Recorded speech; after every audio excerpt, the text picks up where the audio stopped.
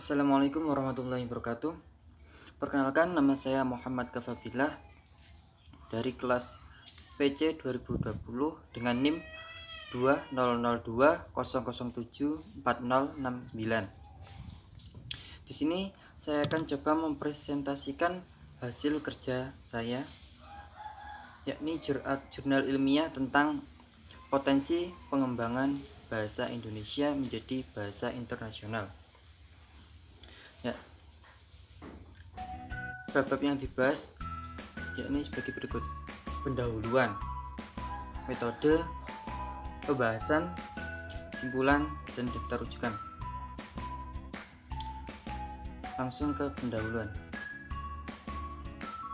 Terlaksananya program pengajaran bahasa Indonesia bagi penutur asing yang mampu meningkatkan citra Indonesia yang positif di dunia internasional dalam rangka menjadikan bahasa Indonesia sebagai bahasa penghubung luas pada tingkat antar bangsa merupakan visi Badan Pengembangan dan Pembinaan Bahasa dalam mengembangkan BIPA. Apa sih BIPA itu sendiri?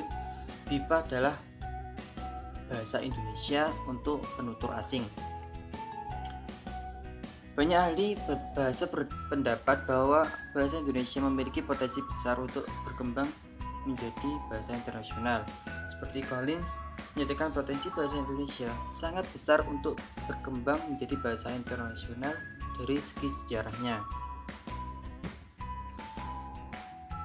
Sejak tahun 2015, Badan Pengembangan dan Pembinaan Bahasa melalui Pusat Pengembangan Strategi dan Diplomasi Kebahasaan telah mengirimkan pengajar BIPA ke beberapa lembaga penyelenggara BIPA di berbagai negara sebagai upaya pengembangan bahasa Indonesia menjadi bahasa internasional. Sejalan dengan Renstra PPSDK atau sejalan dengan itu, pemerintah mengetahui jumlah pembelajar BIPA di kawasan ASEAN periode 2015 sampai 2017 telah melebihi 10 kali lipat pencapaian sasaran strategis dengan perkiraan jumlah 7.860 pembelajar. Adapun pelajar selain dari negara-negara ASEAN yang berada di kawasan Asia dan bagian besar di Eropa memiliki perkiraan jumlah 6.266 pembelajar. Dengan jumlah ini kita bisa lihat bahwa ternyata banyak sekali pembelajar bahasa Indonesia. Banyak orang-orang luar yang tertarik dengan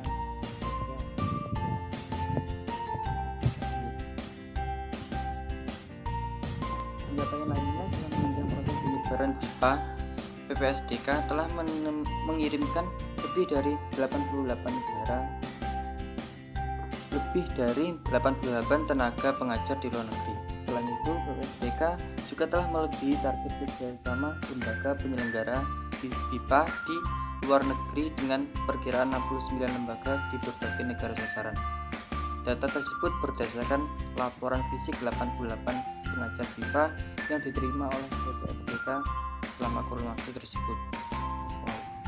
Jadi, lembaga penyelenggara BIPA di luar negeri cukup banyak. Namun, kajian terbaru mengenai potensi pengembangan bahasa Indonesia di berbagai negara belum disusun. Kajian tersebut diperlukan untuk penyusunan kebijakan terutama terkait upaya pengembangan bahasa Indonesia menjadi bahasa internasional melalui pengiriman pengajar BIPA ke berbagai negara di waktu yang akan datang. Untuk menjadikan bahasa Indonesia menjadi bahasa internasional, tentu saja perlu diciptakan sikap yang positif dari penutur bangsa Indonesia untuk menggunakan bahasa Indonesia secara baik dan benar. Faktor ekstra bahasa yang dapat mempengaruhi secara tidak langsung antara lain adalah daya tarik kekayaan alam dan budaya yang dimiliki Indonesia. Kekayaan alam Indonesia yang sangat melimpah merupakan daya tarik bagi pelaku ekonomi dari mancanegara untuk berinvestasi di negeri Indonesia. Menurut Atmazaki, persoalan menjadikan bahasa sebagai bahasa internasional atau bahasa peradaban dunia tidak hanya terletak pada entitas bahasa itu tersendiri. Sikap mental bangsa terjajah perlu diubah. kebanggaan terhadap bahasa sendiri perlu ditingkatkan. Selain itu, struktur dan pembacaan bahasa Indonesia yang tidak rumit memudahkan orang asing belajar bahasa Indonesia. Hampir setiap negara maju sudah berdiri studi tentang bahasa Indonesia.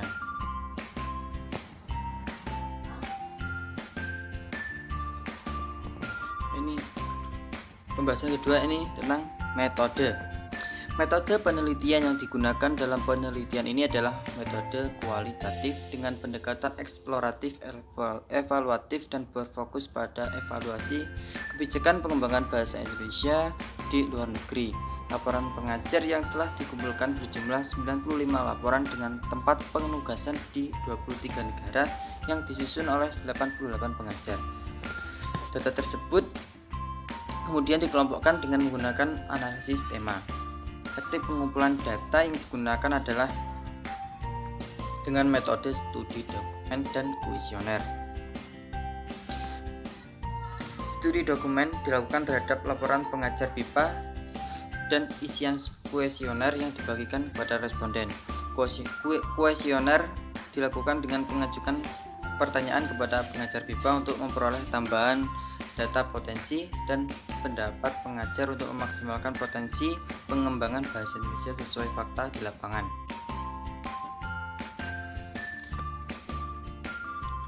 Selanjutnya, yang kedua, pembahasan. Analisis data sekunder yang bersumber dari laporan pengajar BIPA mengenai pelaksanaan pengajaran BIPA di tempat penugasan menghasilkan beberapa data potensi sesuai indikator yang telah dikemukakan pada bab sebelumnya. Indikator ditentukan berdasarkan faktor pendukung dan pengalaman empiris pengajar yang dipaparkan dalam laporan yang didukung wawancara dan isian kuesioner. Kajian potensi pengembangan bahasa Indonesia menjadi bahasa internasional melalui pengajaran BIPA ini memaparkan tentang rata-rata jumlah pembelajar dan antusiasmenya di 23 negara sasaran.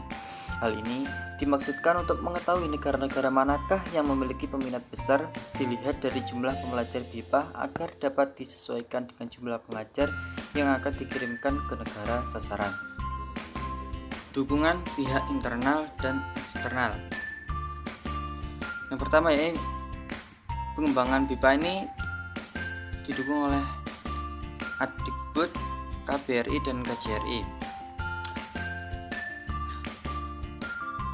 Menurut mereka, pengembangan BIPA merupakan aspek penting keberhasilan BIPA. Buktinya, berdasarkan laporan pengajar yang ada, aspek ini paling banyak dilaporkan dengan 20 dari 23 negara yang teramati. Yang kedua ini pemerintah dan masyarakat setempat. Beberapa negara sasaran dan masyarakatnya mendukung program pengajaran BIPA ini sebagai salah satu bentuk diplomasi, seperti negara Australia, Amerika, Myanmar, dan Timor Leste. Masyarakat di sana juga menerima pengajar BIPA dengan baik, dan program pembelajaran BIPA disambut dengan ramah dan dianggap menjadi wawasan baru bagi mereka. Yang ketiga ini sekolah, universitas, dan lembaga kependidikan. Pihak sekolah atau universitas penyelenggara BIPA di berbagai negara sangat mendukung adanya pengajaran BIPA di lembaganya. Yang keempat yakni adanya regulasi penggunaan bahasa Indonesia di negara sasaran. Di negara sasaran, bahasa Indonesia sudah dijadikan sebagai bahasa resmi seperti negara Australia, tepatnya di bagian kota Victoria. Baik, selanjutnya motivasi pembelajar menguasai bahasa Indonesia. Yang pertama yakni pelajar ingin melanjutkan studi di Indonesia. Tentu dengan kekayaan alam Indonesia, dengan keindahan pesona wisata yang ada di Indonesia, pasti banyak turis yang ingin melanjutkan studi di Indonesia. Yang kedua yakni pelajar ingin bekerja dengan menguasai bahasa Indonesia. Ini berlaku untuk para investor asing yang ingin menanamkan modal di Indonesia dan ingin tinggal di Indonesia serta mengembangkan perusahaannya di Indonesia. Yang ketiga yakni pembelajar memiliki rencana kunjungan ke Indonesia. Yang keempat yakni pelajar menyukai bahasa dan budaya Indonesia. Selanjutnya, kedudukan bahasa Indonesia di negara sasaran. Bahasa Indonesia sebagai mata kuliah wajib di sekolah atau universitas. Ya, seperti di Australia. Ini sudah menjadi mata kuliah wajib di sana.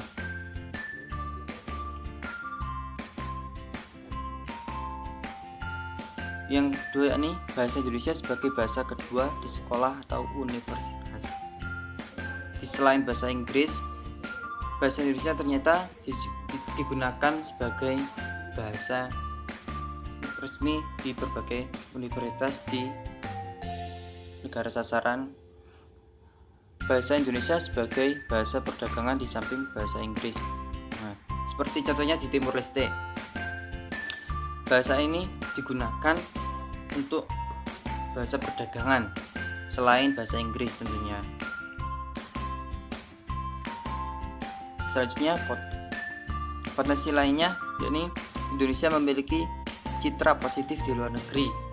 Tentu Indonesia dianggap mempunyai kredibilitas pengetahuan yang tinggi dan kekayaan alam yang sangat melimpah, dan itu membuat Indonesia menjadi disegani.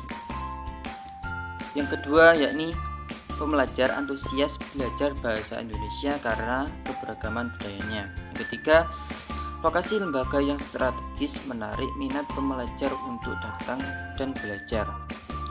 Yang keempat, adanya kesamaan budaya dan bahasa Indonesia dengan bahasa ibu pembelajar. Dan yang terakhir, bahasa Indonesia menjadi bahasa internasional tahun 2045 sesuai target DPR RI. Nah, itu sekilas potensi bahasa Indonesia. Nah, simpulan dapat disimpulkan secara umum pengiriman pengajar BIPA ke beberapa lembaga di 23 negara sasaran masih berpotensi untuk dikembangkan. Selain di negara-negara sasaran yang sudah teridentifikasi potensinya, akan lebih baik jika pengiriman pengajar BIPA juga dapat diperluas ke negara-negara lain sebagai tindakan perluasan kerjasama terkait pengajaran BIPA dalam rangka mengembangkan bahasa Indonesia menjadi bahasa internasional.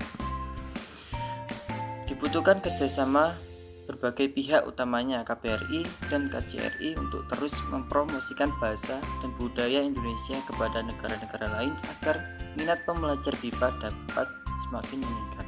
Dari hasil data yang ada juga menunjukkan dengan pengajaran BIPA yang berhasil mengenalkan budaya dan potensi wisata di Indonesia, maka akan mendorong perekonomian Indonesia, utamanya melalui sektor pariwisata. Promosi pariwisata yang gencar dapat mendorong minat wisatawan yang akan datang ke Indonesia. Untuk itu, perlu juga dipertimbangkan memasukkan materi tersebut dalam bahan ajar BIPA berikutnya. Daftar rujukan. Ini beberapa sumber yang saya dapatkan untuk menulis makalah jurnal ini. Bahasa Indonesia go internasional. Sekian dari saya, kurang lebihnya mohon maaf. Semangat terus mahasiswa UNESA. Sekian, wassalamualaikum warahmatullahi wabarakatuh.